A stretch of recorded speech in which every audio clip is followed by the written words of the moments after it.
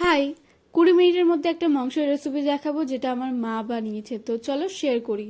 প্রথমে সর্ষের তেল, তারপর আলুটা তোমার পছন্দ করলে আলুটা দেবে, তার সঙ্গে তেজপাতা, গোটা গরম মশলা, আর তার সঙ্গে পেঁয়াজ ভালোভাবে নেড়ে চেড়ে তার মধ্যে মাংস দেওয়া হয়ে গেছে, আর পরিমাণ মতো নুন। তারপর ঢাকা দিয়ে কিছুক্ষণ ঢাকনা খোলার পরে এখানে অ্যাড করা যে মশলাটা তৈরি করেছিল, রসুন, পেঁয়াজ, লঙ্কা, আদা দিয়ে সেই মশলাটা এখানে দিয়ে ভালোভাবে নাড়িয়ে নিয়ে আবার একটু ঢাকা দিয়ে তার মধ্যে আবার নতুন যে মশলাটা বানাচ্ছে, এটা হচ্ছে জিরে গুঁড়ো, ধনে গুঁড়ো, লঙ্কার গুঁড়ো, হলুদ গুঁড়ো, এর মধ্যে সামান্য পরিমাণে জল দিয়ে ভালোভাবে নেড়েচেড়ে এই মশলাটার মাংসটার ওপর দিয়ে দেওয়া হবে। এখানে আমি রসুন অ্যাড করেছি 1 কোয়া, যেহেতু আমার পছন্দ তাই জন্য। এবার তোমাদের 5 মিনিট ঢেকে রাখতে হবে, আর ঢেকে রাখার পর দেখো একটা কালার ছেড়ে দেবে। তো এই আলু ভাজাটা যেটা প্রেশার কুকারে ছিল, এই মাংসটা ঢেলে আরও 5 মিনিট তোমাদের সিটি দিয়ে নিতে হবে। এখানে ঘি আর একটু চিনি অ্যাড করা হয়েছে, আর তার সঙ্গে জলটা অ্যাডেড তোমরা চাইলে দিতে পারো। তো দুটো সিটি দিলেই তোমাদের কিন্তু